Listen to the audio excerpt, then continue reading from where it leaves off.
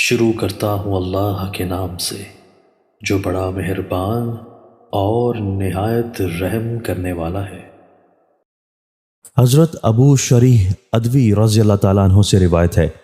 کہ میں نے اپنے کانوں سے رسول اللہ صلی اللہ علیہ وآلہ وسلم کا یہ ارشاد سنا، اور جس وقت آپ صلی اللہ علیہ وآلہ وسلم یہ فرما رہے تھے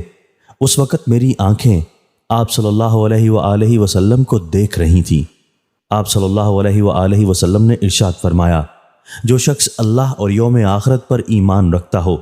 اس کے لیے لازم ہے کہ اپنے پڑوسی کے ساتھ اکرام کا معاملہ کرے، اور جو اللہ پر یوم آخرت پر ایمان رکھتا ہو اسے لازم ہے کہ اپنے مہمان کا اکرام کرے، اور جو اللہ پر یوم آخرت پر ایمان رکھتا ہو اسے لازم ہے کہ اچھی بات بولے یا پھر چپ رہے۔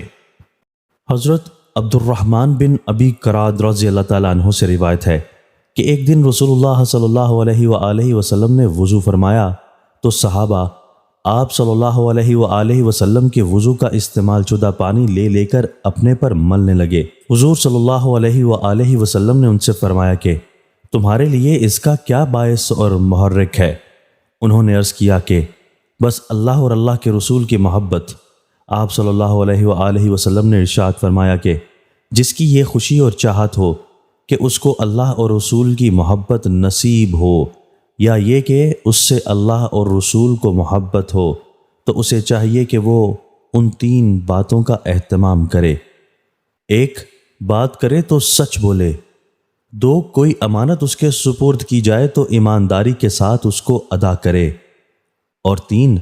اپنے پڑوسیوں کے ساتھ اچھا رویہ رکھے۔